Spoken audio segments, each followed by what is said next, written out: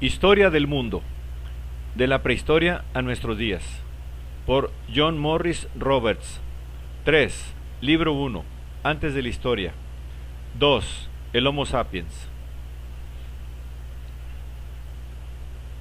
La aparición del Homo sapiens es trascendental. He aquí, por fin, una humanidad reconocible, por muy tosca que sea su forma. Con todo, este paso evolutivo es otra abstracción. Es el comienzo de la obra principal al término del prólogo, pero de nada sirve preguntarse cuándo sucedió esto exactamente. Es un proceso, no un momento, y no un proceso que tenga lugar en todas partes a la misma velocidad. Lo único que tenemos para datarlo son unos cuantos restos físicos de humanos primitivos, de tipos reconociblemente modernos o estrechamente emparentados con los modernos. Algunos de ellos podían solapar en miles de años la continuidad de la vida de homínidos anteriores. Algunos podrían representar falsos comienzos y falsos finales, pero la evolución humana debió de seguir siendo sumamente selectiva. Aunque mucho más rápida que en épocas anteriores, esta evolución es todavía muy lenta. Estamos hablando de algo que quizá tuvo lugar durante 200.000 años, en los cuales no sabemos cuándo apareció nuestro primer antepasado, aunque el lugar fue casi con certeza África. Nunca es fácil formular las preguntas correctas. Las líneas fisiológicas, técnicas y mentales en las que dejamos atrás al Homo erectus son cuestiones de definición, y durante decenas de miles de años, dicha especie y los primeros especímenes de Homo sapiens convivieron en la Tierra. Los escasos fósiles encontrados de los primeros seres humanos han provocado una importante polémica. Dos famosos cráneos hallados en Europa parecen pertenecer al periodo comprendido entre dos periodos glaciares, hace 200.000 años, una época tan diferente de la nuestra desde el punto de vista climático que los elefantes pacían en un valle semitropical del Támesis y los antepasados de los leones merodeaban por lo que un día sería Yorkshire. El cráneo de Swanscombe, que recibe ese nombre por el lugar donde fue hallado, indica que su dueño tenía un cerebro voluminoso, unos 1.300 centímetros cúbicos, pero en otros aspectos no se parecía mucho al ser humano moderno. Si el hombre de Swanscombe era un Homo sapiens, representa una versión muy temprana. El otro cráneo, el del hombre de Steinheim, es diferente en cuanto a la forma del Homo sapiens, pero su cerebro también era grande. Tal vez sea mejor considerarlos los precursores de los primeros prototipos de Homo sapiens, aunque eran seres que seguían viviendo, tal como indican sus útiles, de manera muy parecida al Homo erectus. El siguiente periodo glaciar hace caer el telón. Cuando se alza de nuevo, unos 130.000 años después, en el siguiente periodo cálido, aparecen de nuevo restos humanos. Ha habido una polémica considerable acerca de lo que indican, pero es indudable que se ha producido un gran salto adelante. En este punto entramos en un periodo en el que hay un registro bastante denso, aunque quebrado. Su esclarecimiento puede comenzar en Europa. Seres a los que debemos llamar ya humanos vivían aquí hace poco más de 100.000 años. Hay cuevas en la región francesa de Dordoña que estuvieron ocupadas, aunque no regularmente, durante unos 50.000 años a partir de entonces. Las culturas de aquellas poblaciones sobrevivieron, por tanto, a un periodo de enorme cambio climático. Las primeras huellas de ellos pertenecen a un periodo interglaciar cálido, y las últimas terminan a mediados del último periodo glacial. Se trata de una continuidad impresionante si se confronta con lo que debió de ser una extraordinaria variación de la población animal y en la vegetación, en las proximidades de estos lugares. Para perdurar tanto tiempo, tales culturas debían de tener muchos recursos y una gran capacidad de adaptación. Pero, a pesar de su semejanza esencial con nosotros, las personas que crearon estas culturas siguen siendo distinguibles fisiológicamente del hombre moderno. El primer descubrimiento de sus restos tuvo lugar en Neandertal, Alemania. Por eso los humanos de este tipo suelen recibir el nombre de hombres de Neandertal. Y consistió en un cráneo de forma tan curiosa que durante mucho tiempo se pensó que pertenecía a un idiota moderno. El análisis científico todavía tiene mucho que explicar al respecto, pero hoy en día se piensa que el Homo sapiens neanderthalensis, que es como se clasifica al hombre de Neandertal,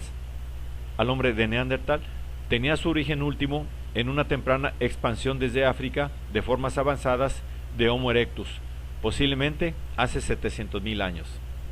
A través de las muchas etapas genéticas que intervienen en el proceso, surgió una población de preneandertales, de la que, a su vez, evolucionó la forma extrema cuyos chocantes restos se encontraron en Europa, y hasta la fecha en ningún otro lugar.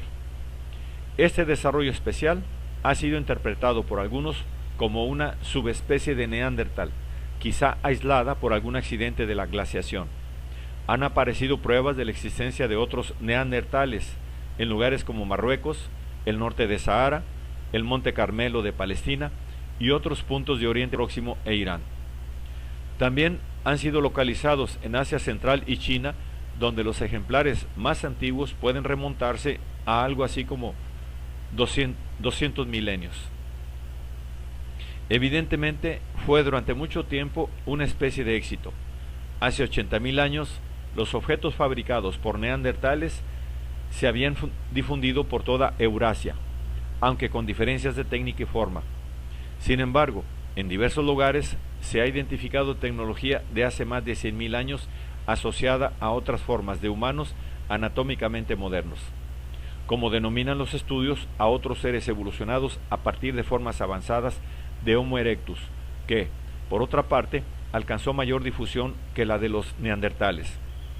Así pues, la unidad cultural primigenia se había fragmentado y comenzaban a aparecer tradiciones culturales diferentes. Desde el comienzo hay una especie de provincialismo dentro de la humanidad. El hombre de Neandertal, como otras especies a las que los especialistas califican de anatómicamente modernas, andaba erguido y tenía un cerebro de gran tamaño.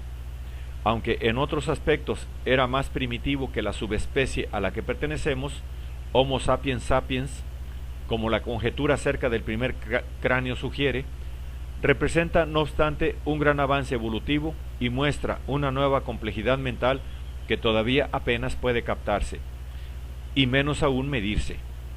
Un ejemplo llamativo es el uso de tecnología para adaptarse al entorno. Sabemos por las pruebas de los raspadores que utilizaban para curtir pieles y cueros que los neandertales usaban vestidos, aunque ninguno ha perdurado.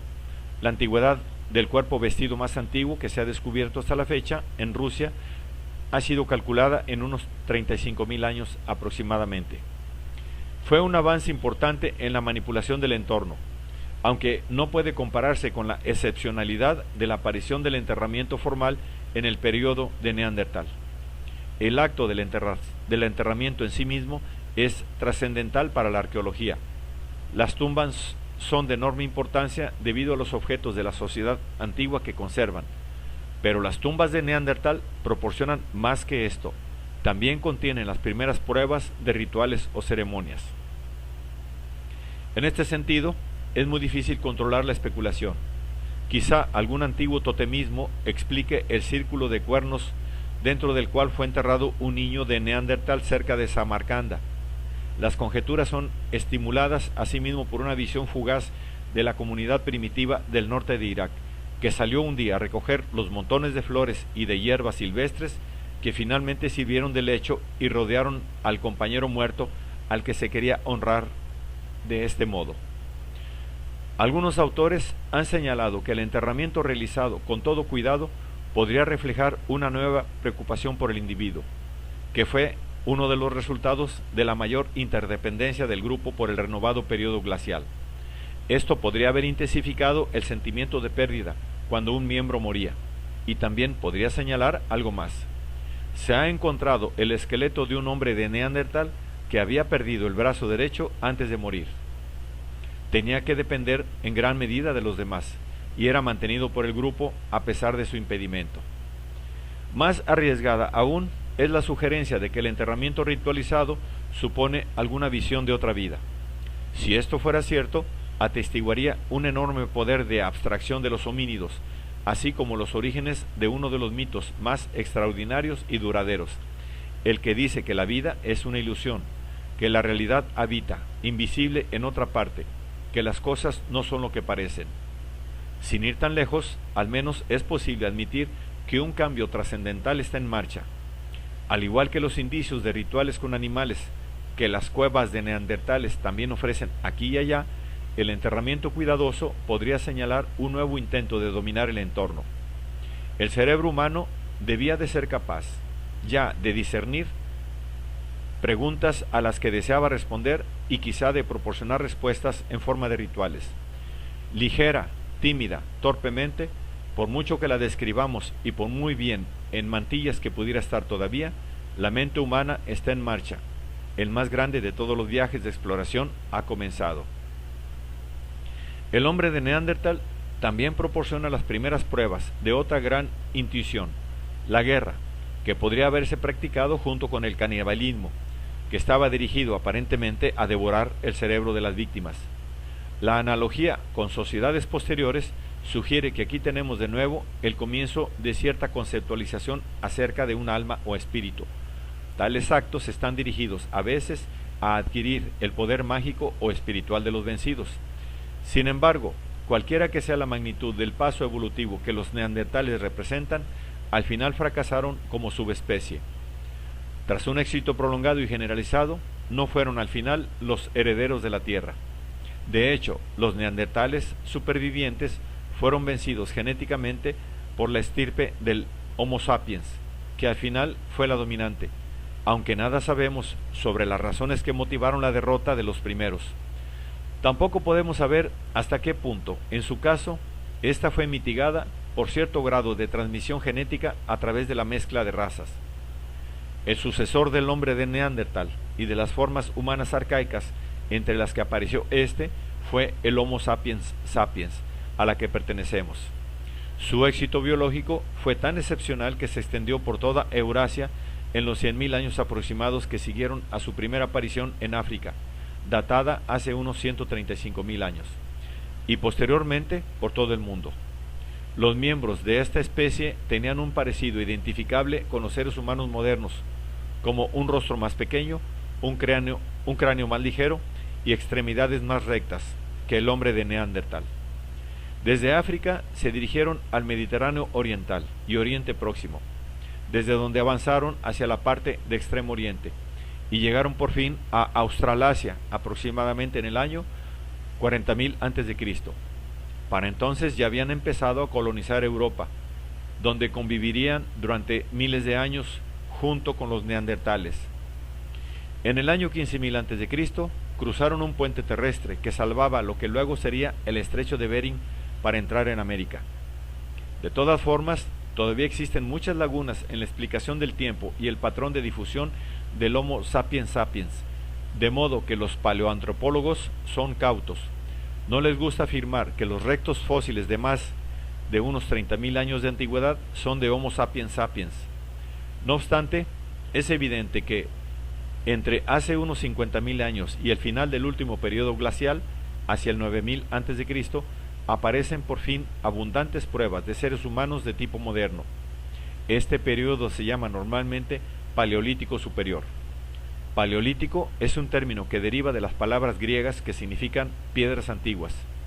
Se corresponde aproximadamente con el término más familiar de edad de piedra. Pero al igual que otras contribuciones a la caótica terminología de la prehistoria, hay dificultades cuando se emplean tales palabras sin una matización cuidadosa. Es difícil distinguir entre Paleolítico Superior y Paleolítico Inferior. La división representa el hecho físico de que las capas superiores de los estratos geológicos son los más recientes y de que, por tanto, los fósiles y los objetos encontrados entre ellas son posteriores a los hallados en niveles inferiores. Paleolítico Inferior es, pues, un término que designa una época más antigua que el superior. Casi todos los objetos del Paleolítico que han perdurado están hechos de piedra. Ninguno es de metal, cuya aparición hace posible seguir la terminología empleada por el poeta romano Lucrecio, al denominar Edad del Bronce y Edad del Hierro, a las épocas que sucedieron a la Edad de Piedra. Se trata, desde luego, de etiquetas culturales y tecnológicas. Su gran mérito consiste en que dirigen la atención a las actividades del ser humano. En un momento determinado, los útiles y las armas se hacen de piedra, después de bronce y a continuación de hierro. No obstante, esta terminología tiene sus desventajas. La más evidente es que, dentro de los inmensos lapsos de tiempo en los que los objetos de piedra proporcionan el mejor y más amplio conjunto de pruebas, nos hallamos en su mayor parte ante homínidos. Tenían, en grados variables, algunas características humanas, pero muchas herramientas de piedra no fueron obra de seres humanos. Asimismo, el hecho de que esta terminología tuviera su origen en la arqueología europea ha creado cada vez más dificultades a medida que se acumulaban cada vez más pruebas sobre el resto del mundo que realmente no encajaba. Una última desventaja es que desdibuja distinciones importantes dentro de los periodos, incluso en Europa. El resultado ha sido su posterior mejora. Dentro de la Edad de Piedra, los estudiosos han distinguido, en este orden, el Paleolítico inferior, medio y superior, y después el Mesolítico y el Neolítico, el último de los cuales desdibuja la división atribuida por los esquemas anteriores a la llegada de la metalurgia. El periodo que abarca hasta el final del último periodo glacial en Europa también recibe a veces el nombre de Edad de la Piedra Antigua. Otra complicación, porque nos hallamos aquí ante otro principio de clasificación, simplemente el proporcionado por la cronología. El Homo sapiens sapiens aparece en Europa más o menos al comienzo del Paleolítico superior, y es allí donde se ha encontrado la mayor cantidad de restos de esqueletos.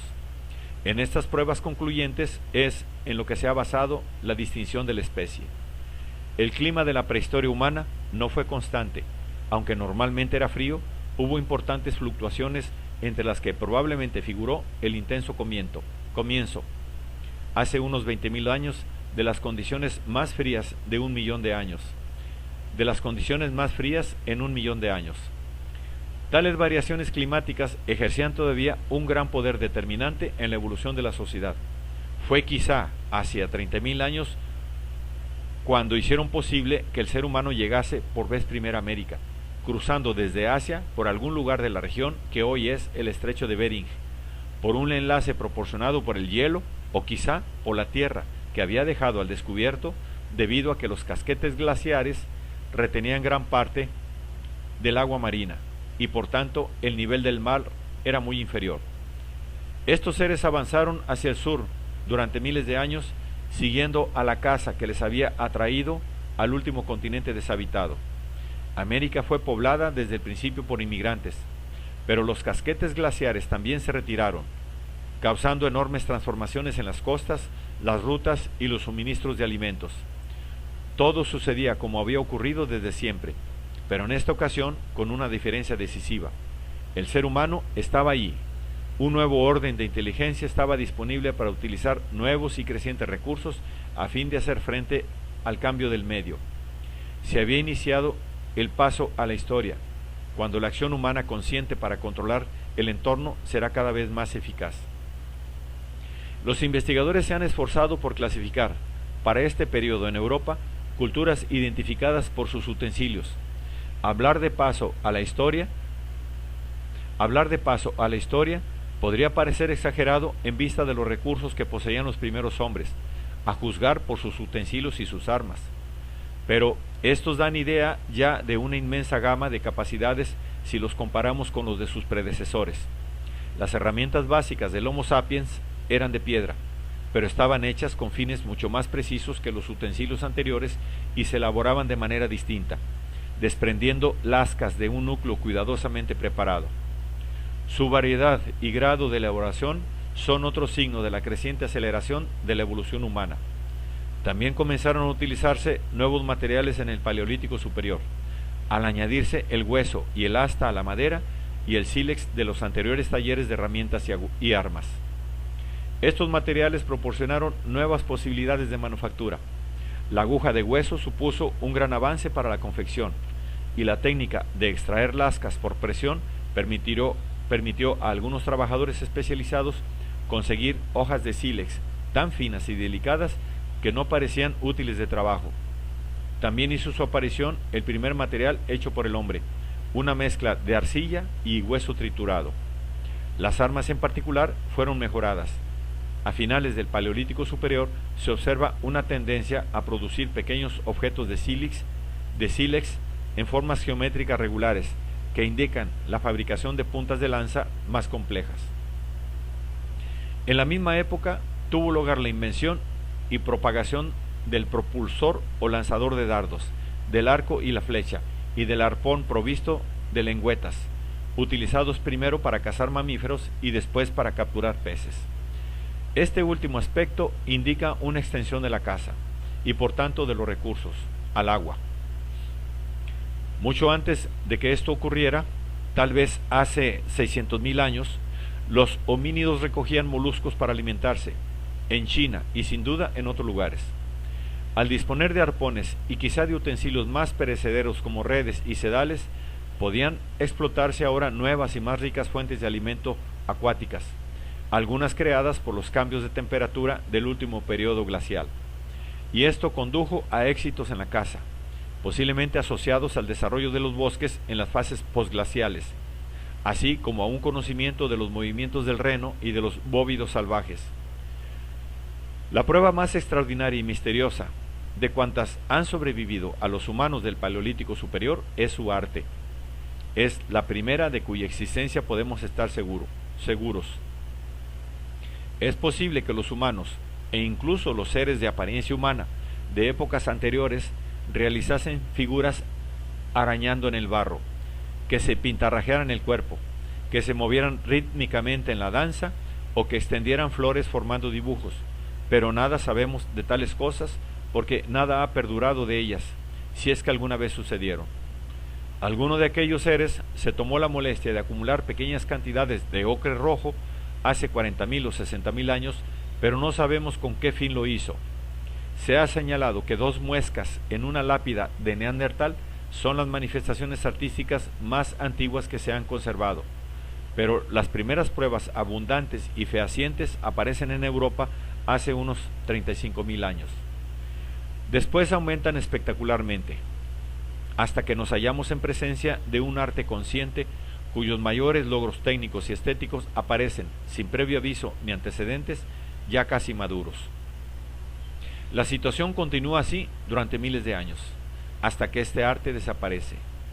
Del mismo modo que no tiene antepasados, tampoco deja descendientes, aunque parece haber empleado muchos de los procedimientos básicos de las artes visuales que hoy en día siguen vigentes. Su aislamiento, tanto en el espacio como en el tiempo, nos hace sospechar que hay algo más por descubrir.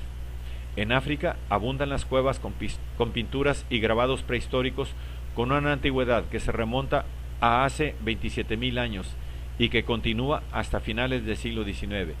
Y en Australia se realizaban pinturas rupestres hace al menos 20.000 años. El arte paleolítico no se limita, pues, a Europa, pero lo que se ha descubierto fuera de este continente ha sido estudiado hasta la fecha de modo mucho más intermitente. No sabemos todavía lo suficiente acerca de la datación de las pinturas rupestres de otras partes del mundo, ni tampoco sobre la excepcionalidad de las condiciones que condujeron a la conservación en Europa de objetos que podrían tener su paralelo en otros lugares. Tampoco sabemos qué puede haber desaparecido. Existe un amplio campo de posibilidades de lo que podría haberse producido en gestos, sonidos o materiales perecederos que no pueden explorarse. No obstante, el arte de Europa occidental durante el Paleolítico Superior, una vez hechas todas las matizaciones pertinentes, posee un carácter admirable, de proporciones colosales y sólidas. La mayoría de estas muestras de arte primitivo se han encontrado en una zona relativamente reducida del sudoeste de Francia y el norte de España, y son de 3 tipos principales: pequeñas figuras, normalmente femeninas, de piedra, hueso u ocasionalmente arcilla, objetos decorados, a menudo utensilios y armas, y pinturas en las paredes y techos en las cuevas. En las cuevas y en la decoración de los objetos se da un abrumador predominio de los temas animales. El significado de estos dibujos, sobre todo en las complejas secuencias de las pinturas rupestres, ha intrigado a los estudiosos. Es evidente que muchos de los animales tan concienzudamente observados eran fundamentales para una economía de caza. Asimismo, al menos en las cuevas de Francia, parece ahora sumamente probable que exista un orden consciente en las secuencias en que aparecen representados. Pero avanzar en este razonamiento es todavía muy difícil. Obviamente, el arte en el Paleolítico Superior ha de soportar gran parte de la carga que después asumirá la escritura, pero no está claro todavía cuál puede ser el significado de sus mensajes. Parece verosímil que las pinturas estuvieran relacionadas con la práctica religiosa o mágica. Se ha demostrado de modo convincente que las pinturas rupestres de África están relacionadas con la magia y el chamanismo, y la elección de rincones en las cuevas tan aisladas y difíciles como los que albergan las pinturas de Europa es en sí misma un firme indicio de que se realizaban algún rito especial cuando se pintaban o contemplaban. Como es lógico, en estos rincones oscuros era necesario valerse de luz artificial. Se han querido ver los orígenes de la religión en los enterramientos de Neandertal, y aparecen aún con más fuerza en los de pueblos del Paleolítico Superior, que a menudo son más complejas. Aquí, en su arte, hay algo a cuyas inferencias resulta más difícil incluso resistirse. Quizás se trate de los primeros restos que se han conservado de una religión organizada. El nacimiento, la madurez y la extinción de los primeros logros artísticos del hombre en Europa ocupan un periodo muy prolongado, del orden de 30.000 años. Hace unos 35.000 años aparecen los objetos decorados y coloreados, en muchos casos de hueso y marfil.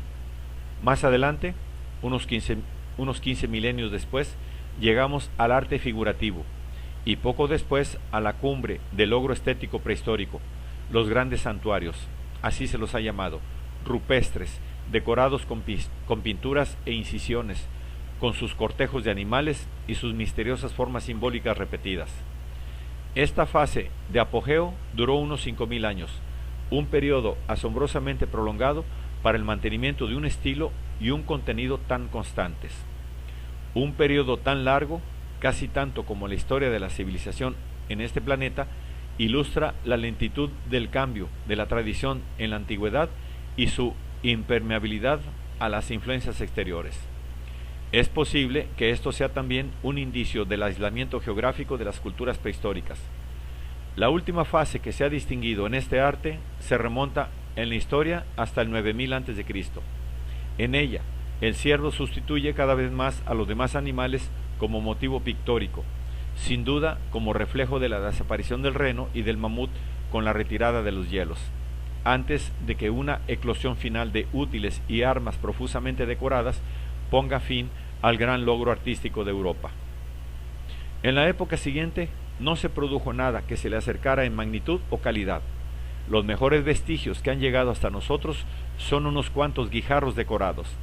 Hubieron de transcurrir 6.000 años hasta la llegada del siguiente periodo de gran arte. A pesar del esplendor de este arte, sabemos poco acerca de su ocaso. La luz nunca pasa de débil en el Paleolítico Superior y oscurece rápidamente. Todo ello, obviamente, durante miles de años. No obstante, la impresión dejada por la violencia del contraste entre lo que había antes y lo que llegó después produce una conmoción. Una extinción tan relativamente súbita es un misterio. No disponemos de fechas exactas, ni siquiera de secuencias exactas. Nada terminó de un año para otro. Solo hubo un declive gradual de la actividad artística durante un prolongado periodo que al final parece haber sido absoluto. Algunos estudiosos han culpado al clima. Quizá, afirman, todo el fenómeno del arte rupestre estaba vinculado a los intentos de influir en los desplazamientos o a la abundancia de las grandes manadas de animales de caza de las que dependía la subsistencia de los pueblos de cazadores.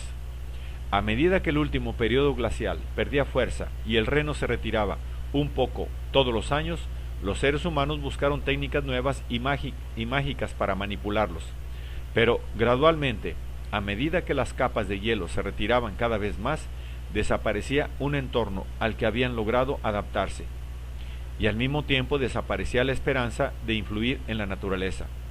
El Homo sapiens no estaba indefenso, antes al contrario, podía adaptarse, y así lo hizo, a un nuevo desafío.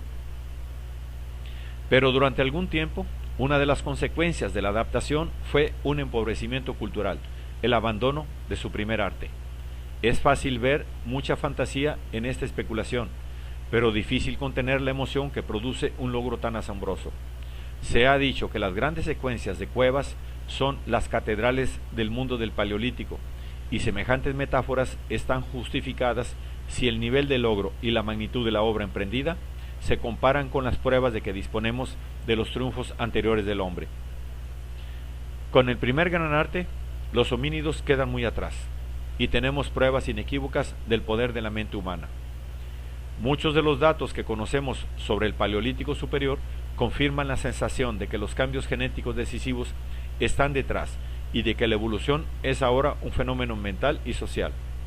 La distribución de las principales divisiones raciales en el mundo, que se prolongó hasta los comienzos de la época moderna, se ha fijado ya ampliamente al final del Paleolítico superior.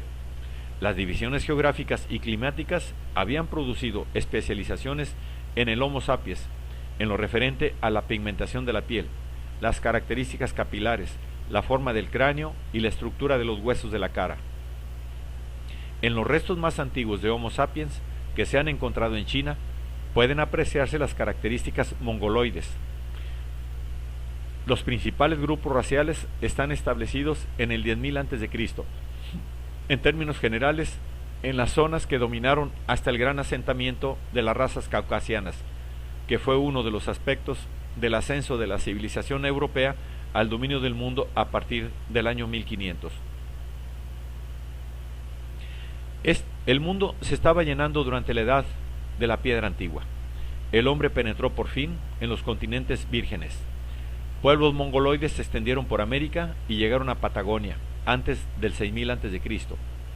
Unos 20.000 años antes, los seres humanos se habían extendido por Australia, tras llegar al continente por una combinación de viajes marítimos en los que se desplazaban de isla en isla y de los puentes terrestres que desaparecieron tiempo después. El Homo sapiens ya era aventurero al final del último periodo glacial, y al parecer solo la Antártida se resistió a su llegada y asentamiento, un logro para el que habría que esperar hasta el año 1895 de nuestra era. El mundo del Paleolítico superior seguía siendo un lugar muy vacío. Los cálculos indican que 20.000 seres humanos vivían en Francia en la época de Neandertal, y posiblemente 50.000 hace 20 milenios.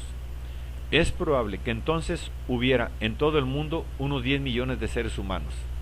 Un desierto humano rebosante de caza. Lo ha llamado un estudioso. Aquellos seres vivían de la caza y la recolección, y para alimentar a una familia era necesaria una gran extensión de tierra.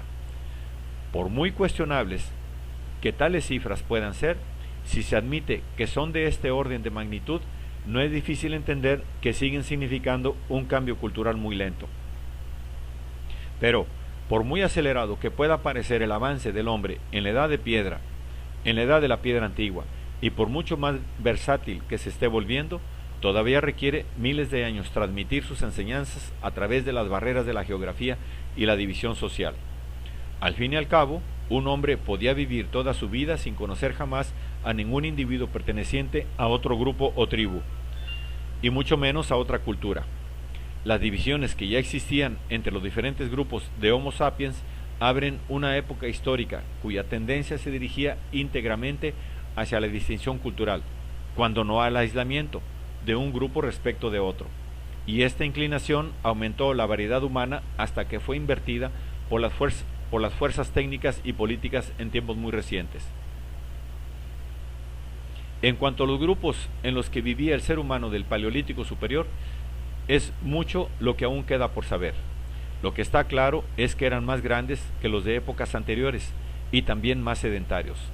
Los restos más antiguos de construcciones pertenecen a los cazadores del Paleolítico Superior que habitaban en lo que hoy son la República Checa, Eslovaquia y el sur de Rusia. Hacia el año 10.000 a.C., en ciertas zonas de Francia, algunos conjuntos de construcciones parecen haber alojado a entre 400 y 600 personas.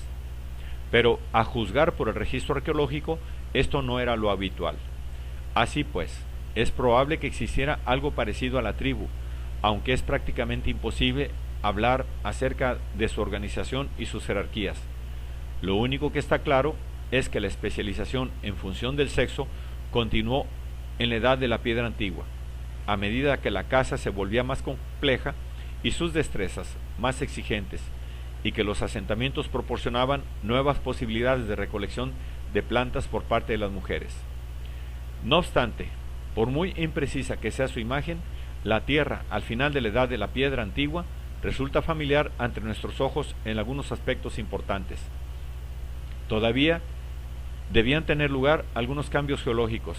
El Canal de la Mancha no hizo su aparición definitiva hasta más o menos el año 7000 a.C., por ejemplo.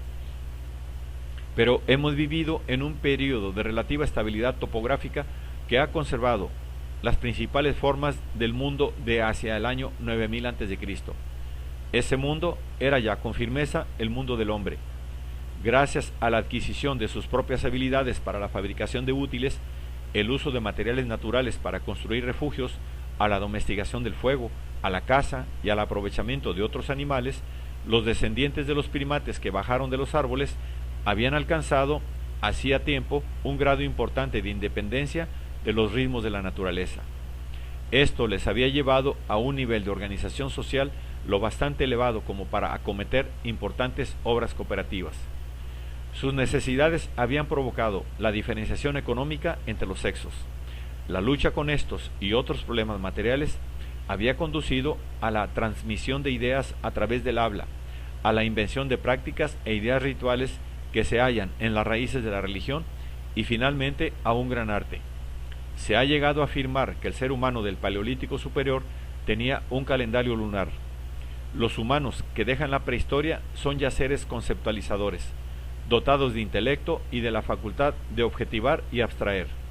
Es muy difícil no creer que es esta nueva fuerza la que explica la capacidad del ser humano para dar el último y mayor paso en la prehistoria, la invención de la agricultura.